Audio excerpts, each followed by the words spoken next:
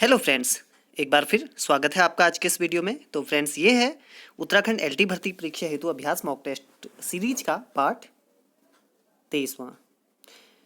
तो फ्रेंड्स, आज के इस वीडियो में भी आप देखेंगे हिंदी व्याकरण से संबंधित कुछ महत्वपूर्ण प्रश्न उत्तर।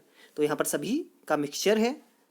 तो वीडियो शुरू करने से पहले एक रिक्वेस्ट कि अगर आप लोग भी चैनल से जुड़ना चाहते हैं, जो यहाँ पर नए व्यूवर्स हैं, तो वो चैनल को जरूर सब्सक्राइब कर दें।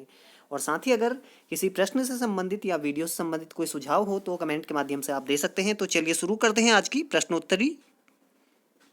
तो पहला प्रश्न है आज का, शब्दों के आलोक में किसका संस्मरण है?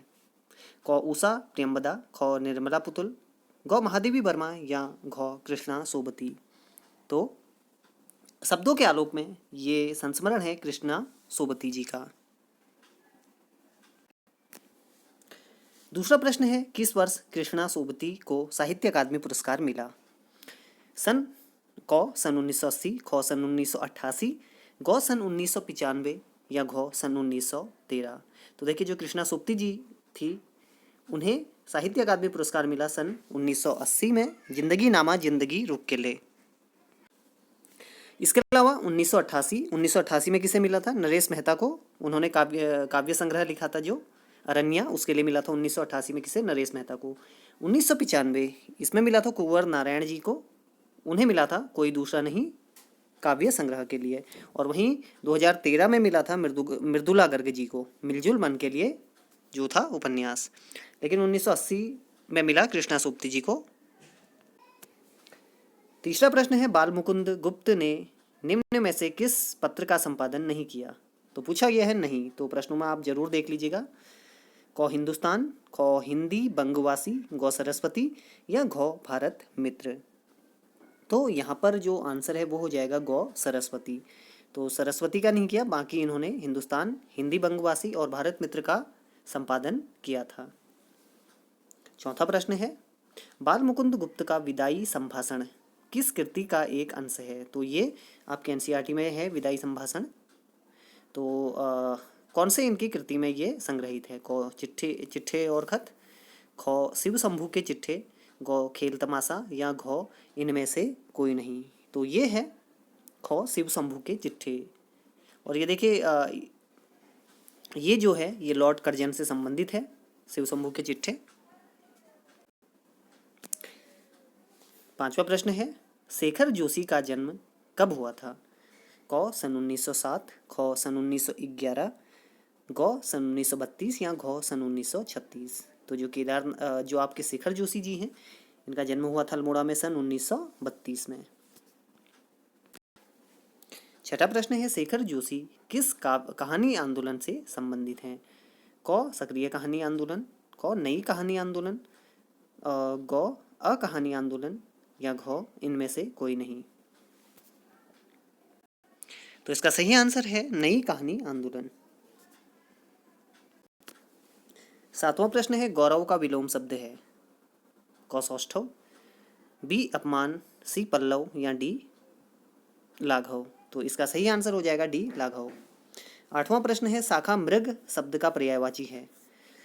ए हिरण, बी वानर, सी तोता या डी भौरा। तो शाखा मृग इसका अर्थ होता है वानर। नौवां प्रश्न है, निम्नलिखित में से एक वर्गीय व्यंजन नहीं है। पूछा गया है नहीं है। पहला है क चौ, क तो या हो। तो इनमें से देखिए कौन सा एक वर्गीय व्यंजन नहीं है। तो यहाँ पर आप देख सकते हैं कि चौ, क और तो ये तो वर्गीय व्यंजन है, लेकिन हो ये वर्गीय व्यंजन नहीं है। तो हमारा आंसर हो जाएगा घ, यानी कि हो। ये ऊष्म व्यंजन है। 10वां प्रश्न है, तैरने की इच्छा को कहते हैं? क तरणेच्छा, ख ती तिरसा, ग संतरणेच्छा या घ कोई नहीं। तो देखिए, तैरने की इच्छा को कहा जाता है तितिस्रा। तो आंसर हो जाएगा ख। 11वां प्रश्न, खाद्य सामग्री जो यात्रा के समय रास्ते में उपभोग के लिए दी जाती है उसे क्या कहते हैं? क स्वल्पाहार, ख पथ्य, ग पाथेय या घ उपाहार। तो देखिए जो यात्रा के समय जो रास्ते में उपभोग के लिए, रास्ते में खाने के लिए जो खाद्य सामग्री होती है उसे कहा जाता है पाथेय। यानी कि जो पथिक होता है, यात्री, वो जो खाता है रास्ते में भोजन, उसे कहा जाता है पाथेय। 12वां प्रश्न है जिसे बुलाया न गया हो के लिए एक शब्द होगा।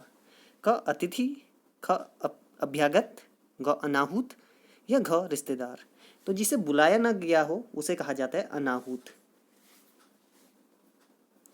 13वां प्रश्न है नाक का बाल होना मुहावरे का अर्थ है। क मुसीबत होना, ख अवसरवादी होना, ग अत्यंत प्रिय होना या घ आफत का मारा। तो नाक का बाल होना इस मुहावरे का अर्थ है अत्यंत प्रिय होना। 14वां प्रश्न है अरण्य रोदन का वास्तविक अर्थ है। क जंगल में रोना, ख बेसुरा गाना, ग विरह गीत या घ निष्फल निवेदन। तो देखिए जो अरण्य रोदन है इसका अगर हम अर्थ देखें तो ये है घ निष्फल निवेदन। निष्फल का अर्थ क्या होता है, यानी कि जिसमें फल की प्राप्ति नहीं होती, यानी कि असफलता वाला। तो ये है निष्फल निवेदन। 15वां प्रश्न गंगा गए गंगादास, जमुना गए जमुनादास का अर्थ है। ये जो मुहावरा इसका अर्थ क्या है। क संगम में स्नान करना, ख गंगा जमुना यमुना का भक्त, ग धार्मिक व्यक्ति होना या घ अवसरवादी होना। तो इसका अर्थ है अवसरवादी होना, तो घ बिल्कुल सही हो जाएगा। 16वां प्रश्न है रत्नावली किस कवि की पत्नी थी। क केशवदास, ख सूरदास, ग तुलसीदास या घ कबीरदास। तो जो रत्नावली थी वो किसकी पत्नी थी, वो थी तुलसीदास जी की पत्नी। 17वां प्रश्न है वर दे वीणा वादिनी वर दे किसकी पंक्ति है। क जयशंकर प्रसाद, ख महादेवी वर्मा, ग सुमित्रा नंदन पंत या घ सूर्यकांत त्रिपाठी निराला। तो वर दे वीणा वादिनी वर दे ये पंक्ति है सूर्यकांत त्रिपाठी निराला जी की। 18वां प्रश्न है निम्नलिखित में से गलत युग्म का चयन कीजिए। तो यहाँ पर एक रचना दी गई है, उसकी विधा दी गई है आगे। क आषाढ़ का एक दिन नाटक, पूस की रात कहानी, राग दरबारी निबंध या घ तितली उपन्यास। तो ध्यान दीजिए इसमें पूछा गया है गलत युग्म। तो यहाँ पर गलत युग्म कौन सा होगा, राग दरबारी। राग दरबारी क्या है, एक उपन्यास है जो लिखा है श्रीलाल शुक्ल जी ने, ये निबंध नहीं है। बाकी आषाढ़ का एक दिन मोहन राकेश का ये नाटक सही है, पूस की रात प्रेमचंद की कहानी सही है, तितली उपन्यास ये जयशंकर प्रसाद जी का सही है। तो हमारा आंसर हो जाएगा राग दरबारी। 19वां प्रश्न है निम्न में से निबंधकार नहीं है। नहीं है क सरदार पूर्ण सिंह जिन्हें अध्यापक पूर्ण सिंह भी कहते हैं, ख रामचंद्र शुक्ल, ग मोहन राकेश या घ रामविलास शर्मा। तो इसका सही आंसर हो जाएगा ग मोहन राकेश। तो ये निबंधकार नहीं है, बाकी सभी यहाँ पर निबंधकार हैं। 20वां प्रश्न है शाक्त शब्द का अर्थ क्या है। क शक्तिशाली, ख बलवान, ग शक्ति का आराधक या घ शाकाहारी। तो शाक्त इसका अर्थ होता है शाकाहारी। शाकाहारी मतलब जो मांस नहीं खाते। 21वां प्रश्न है निम्न में से सही आरोही क्रम कौन सा है। तो आपको बताना है यहाँ पर क्रम। तो यहाँ पर देखिए 4 ऑप्शन है आपके सामने, तो आपको इसके अनुसार क्रम बताना है। तो सीधे मैं आपको उत्तर बताऊंगा इसका। तो इसका सही उत्तर है गौ। पहले आया छायावाद, फिर प्रगतिवाद, फिर प्रयोगवाद और फिर आई नई कविता। तो देखिए अगर आपने सुमित्रा नंदन पंत जी को भी पढ़ा है तो आपको पता होगा कि सुमित्रा नंदन पंत जी छायावादी कवि थे। और देखिए उसके बाद उनकी कुछ रचनाएं हैं किसमें आती हैं, वो आती हैं प्रगतिवादी रचनाएं। तो वैसे भी आप अनुमान लगा सकते हैं अगर आपने पंत जी को भी पढ़ा है। उसके बाद फिर प्रयोगवाद आ जाता है और उसके बाद फिर नई कविता। 22वां प्रश्न है वैदेही वनवास नामक काव्य किसका है। क देव, ख अयोध्या से उपाध्याय हरिऔध, ग बद्री नारायण चौधरी प्रेमघन या घ भारतेंदु हरिश्चंद्र। तो वैदेही वनवास ये काव्य है अयोध्या सिंह उपाध्याय हरिऔध जी का। 23वां प्रश्न है कोणार्क नामक नाटक किसका है। क मोहन राकेश, ख जगदीश चंद्र माथुर, ग भुवनेश्वर या घ रामकुमार वर्मा। तो कोणार्क ये नाटक है जगदीश चंद्र माथुर जी का। 24वां प्रश्न है हिंदी साहित्य के इतिहास ग्रंथ हिंदी साहित्य विमर्श के लेखक कौन हैं? तो हिंदी साहित्य का जो एक इतिहास ग्रंथ है उसका नाम है हिंदी साहित्य विमर्श। इसके लेखक कौन हैं? क योगी हरि, ख सूर्यकांत त्रिपाठी निराला, ग पद्मलाल पुन्नालाल बख्शी या घ आचार्य महावीर प्रसाद द्विवेदी जी। तो देखिए जो हिंदी साहित्य विमर्श है ये साहित्य ग्रंथ है पद्मलाल पुन्नालाल बख्शी जी का। 25वां प्रश्न है प्रेमाख्यानक काव्य परंपरा में सूफी कवियों का मुख्य दर्शन क्या है? क तसव्वुफ, ख अहले हदीस, ग हनफी या घ अहमदिया। तो प्रेमाख्यानक काव्य में जो सूफी कवि हैं उनका मुख्य दर्शन है तसव्वुफ। और देखिए जो प्रेमाख्यानक काव्य हैं उसमें जो मुख्य हैं कवि वो माने जाते हैं जायसी। 26वां प्रश्न है निम्नलिखित में से संत काव्य परंपरा के अंतर्गत न आने वाले कवि कौन हैं? क कबीर, ख दादू, ग नंददास या घ नानक। तो यहाँ पर जो कबीर, दादू और नानक हैं तो संत कवि हैं, संत कवि, लेकिन पूछा गया है नहीं आने वाले। तो जो नंददास हैं ये संत काव्य के अंतर्गत नहीं आते। 27वां प्रश्न है फूल नहीं रंग बोलते हैं ये के रचनाकार हैं? क केदारनाथ अग्रवाल, ख केदारनाथ सिंह, ग त्रिलोचन या घ नरेश मेहता। तो फूल नहीं रंग बोलते हैं ये है रचना केदारनाथ अग्रवाल जी की। 28वां प्रश्न है चौथा सप्तक में संकलित कवियत्री हैं। तो तार सप्तक जो 4 तार सप्तक थे आपके उनका चौथा सप्तक था अंतिम, उसमें जो कवियत्री हैं उनका नाम बताना है आपको। क शकुंतला माथुर, क सुमन राजे, ग मणिका मोहिनी या घ कीर्ति चौधरी। तो ये हैं कवियत्री सुमन राजे। सुमन राजे इन्होंने हिंदी साहित्य का आधा इतिहास भी लिखा है। और ध्यान दीजिएगा जो कवियत्री है ऐसे लिखा जाता है, कभी शुद्ध शुद्ध में भी पूछ लिया जाता है। 29वां प्रश्न है राम वृक्ष बेनीपुरी जी लिखित गेहूं बनाम गुलाब में गुलाब किसका प्रतीक है? क सुगंध, ख कला और संस्कृति, ख पूंजीवाद या घ राजतंत्र। तो देखिए जो गेहूं बनाम गुलाब है उसमें गुलाब प्रतीक है पूंजीवाद का। अगला प्रश्न है 30वां त्रिवेणी में किन 3 कवियों की समीक्षा प्रस्तुत की गई है? क कबीर सूर तुलसी, ख जायसी सूर तुलसी, ग पंत प्रसाद निराला या घ केशव बिहारी घनानंद। तो देखिए त्रिवेणी के जो 3 कवि हैं नाम याद करने की ट्रिक है सुजाता, सीधे याद कीजिए सुजाता। सुजाता मतलब सूरदास, जायसी, तोसे तासे तुलसीदास। तो हमारा ऑप्शन हो जाएगा ख जायसी सूर तुलसी। 31वां प्रश्न है द्विज शब्द का अर्थ है? क ब्राह्मण, ख दांत, ग पक्षी या घ उपर्युक्त सभी। तो द्विज के सभी अर्थ होते हैं तो उपर्युक्त सभी आंसर हो जाएगा। 32वां प्रश्न है हिंदी साहित्य के प्रथम काल को आदिकाल किसने कहा? तो किसने कहा आदिकाल? क रामचंद्र शुक्ल, ख हजारी प्रसाद द्विवेदी, ग राहुल सांकृत्यायन या घ वासुदेव शरण अग्रवाल। तो आदिकाल कहने वाले जो लेखक हैं वो हैं हजारी प्रसाद द्विवेदी जी।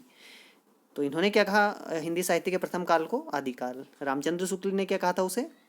वीर गाथा काल। और राहुल सांकृत्यायन ने इन्होंने कहा था सिद्ध सामंत काल। 33वां प्रश्न है भक्ति काल में गृहस्थ जीवन जैसा सुंदर चित्रण कर सूरदास में मिलता है वैसा ही आधुनिक काल में किस कवि के काव्य में मिलता है? क हरिऔध, ख रत्नाकर, ग निराला या घ दोबारा आ चुका है निराला, सॉरी। तो फ्रेंड्स यहाँ पर सॉरी ये गलती से 2 बार हो गया है टाइप। तो इसका हो जाएगा आंसर बता देता हूँ आपको, मैथिली शरण गुप्त जी। तो आंसर हो जाएगा मैथिली शरण गुप्त जी। चलिए अगला प्रश्न देखते हैं। 34वां प्रश्न है हरडे वाणी और अंगवधु किसकी वाणी के संकलन है?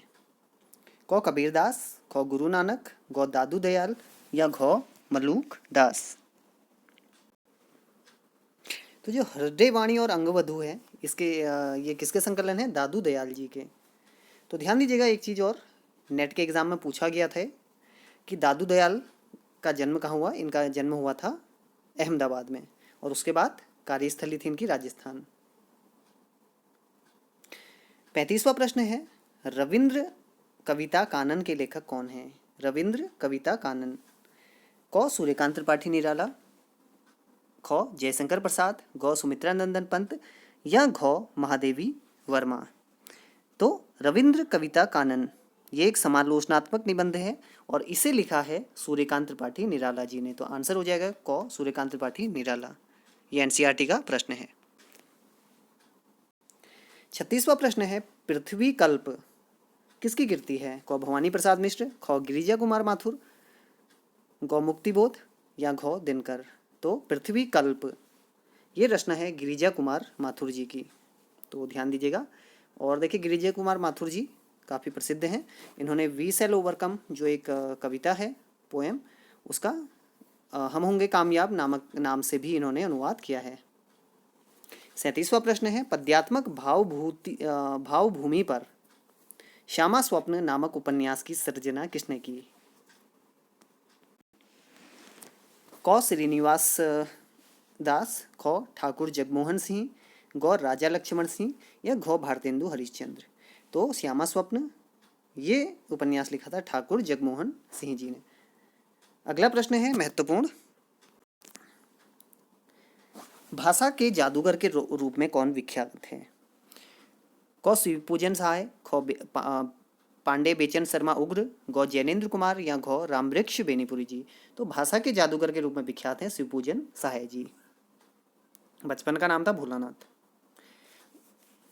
39वां प्रश्न है, उत्तर प्रियदर्शी नामक गीति नाट्य के लेखक कौन है? उत्तर प्रियदर्शी। क अज्ञेय, ख मुक्तिबोध, ग प्रसाद या घ पंत जी। तो इसका आंसर हो जाएगा क अज्ञेय जी। 40वां प्रश्न है, दामुल का कैदी के लेखक कौन है? क जयशंकर प्रसाद, ख सुदर्शन, ग प्रेमचंद या घ यशपाल। तो दामुल का कैदी ये रचना है मुंशी प्रेमचंद जी की। 41वां प्रश्न है, निम्न में से एक देवता का पर्यायवाची नहीं है? क निर्जर, ख त्रिदश, ग किंकर या घ गीर्वाण। तो यहाँ पर देखिए पूछा गया है नहीं है, तो देवता का पर्यायवाची क्या नहीं है? किंकर। किंकर का अर्थ होता है सेवक, तो किंकर नहीं है। तो आंसर हो जाएगा गौ। 42वां प्रश्न है, नाहर का पर्यायवाची शब्द है? क नदी, ख व्याघ्र, ग सरिता या घ शेर। तो नाहर इसका पर्यायवाची शब्द है शेर। तो ऑप्शन हो जाएगा घ शेर सही। 43वां प्रश्न है, तद्भव तत्सम से संबंधित, निम्न में से बैगन का तत्सम है? तत्सम का अर्थ क्या होता है? संस्कृत के शब्द। तो तत्सम कौन सा है? क आर्द्रक, ख गोमय, ग वातकी या घ त्वरित। तो बैंगन का तत्सम होता है ग वातकी। 44वां प्रश्न है, निम्न में से हल्दी का तत्सम रूप है? क हरदी, ख हरिद्रा, ग हल्दी का या घ हरद्रिका। तो देखिए कंफ्यूज नहीं होना है, जो हल्दी है उसका तत्सम रूप होता है संस्कृत रूप हरिद्रा। तो फ्रेंड्स आगे बढ़ने से पहले एक बार देख लीजिए, यहाँ पर कुछ तद्भव तत्सम दिए गए हैं। तद्भव मतलब संस्कृत से जो रूप बदलकर हिंदी में आते हैं शब्द। तो यहाँ पर आप देख सकते हैं, जैसे गेहूँ, गेहूँ किससे बना है? गोधूम से। गोधूम क्या है? तत्सम है। खंडहर, खंडहर का तत्सम क्या होगा? खंड गृह। मक्खन का मृक्षण। खीर, खीर का तत्सम होता है शीर। पलंग का होता है पर्यंक। अखरोट का होता है अक्षोट। अंगीठी कई बार पूछा जाता है, इसका होता है अग्निष्ठिका। ईख का होता है इक्षु। पत्थर का क्या होता है? प्रस्तर। तो ये भी आप एक बार देख लीजिएगा। 45वां प्रश्न है, नाग का निम्नलिखित में से एक अर्थ है? क रथ, ख पारा, ग हाथी या घ मोक्ष। तो नाग का इनमें से एक अर्थ होता है हाथी, एलिफेंट। 46वां प्रश्न है लालटेन कौन सा शब्द है? क तत्सम, ख तद्भव, ग देशज या घ विदेशज। विदेशज यानी विदेशी भाषाओं के शब्द। तो लालटेन ये है विदेशज शब्द, आंसर घ हो जाएगा। अगला है 47वां प्रश्न है क्रिया से संबंधित कि हथियाना में कौन सी क्रिया है? जैसे कहते हैं किसी की जमीन हथिया दी या किसी का कोई सामान हथिया दिया, तो हथियाना कौन सी क्रिया है? क प्रेरणार्थक क्रिया, ख संयुक्त क्रिया, ग अनुकरणात्मक क्रिया या घ नाम धातु क्रिया। तो देखिए जो संज्ञा से जो क्रिया बनती है उसे कहा जाता है नाम धातु क्रिया। जैसे हथियाना किससे बना है? हाथ से। वैसे लात से बन जाता है लतियाना, आपने सुना होगा। तो ये सभी देखिए ये होती हैं नाम धातु क्रियाएं। 48वां प्रश्न है हिंदी का सर्वप्रथम गीति नाट्य है? क अनघ, ख करुणालय, ग पंचवटी प्रसंग या घ प्रभात। तो इसका सही आंसर है ग करुणालय। 49वां प्रश्न है रुपया तुम्हें खा गया नामक एक एकांकी है। क्या है? रुपया तुम्हें खा गया, ये एकांकी किसकी है? क भगवती चरण वर्मा, ख भुवनेश्वर, ग जगदीश चंद्र माथुर या घ भारतेंदु हरिश्चंद्र। तो ये एकांकी है भगवती चरण वर्मा जी की। पिछले एलटी में चित्रलेखा पूछी गई थी इनकी। तो देखिए आज का जो अंतिम प्रश्न है 50वां, बिहारी सतसई पर फिरंगे सतसई नामक टीका किसने लिखी? तो कई टीकाएं लिखी गई हैं बिहारी सतसई पे। तो फिरंगे सतसई नामक टीका किसने लिखी? क फिराक गोरखपुरी, ख आनंद लाल वर्मा, ग अमीर खुसरो या घ मिर्ज़ा गालिब। तो ये लिखी थी आनंद लाल वर्मा जी ने। तो फ्रेंड्स ये थे आज के महत्वपूर्ण 50 प्रश्नोत्तर। उम्मीद है आपको ज़रूर पसंद आए होंगे। तो जो भी आपके विचार हों किसी प्रश्न से संबंधित या वीडियो संबंधित तो आप कमेंट के माध्यम से ज़रूर बताइएगा। तो चलिए जल्दी ही और भी मैं वीडियो लेकर आऊँगा। तब तक के लिए धन्यवाद।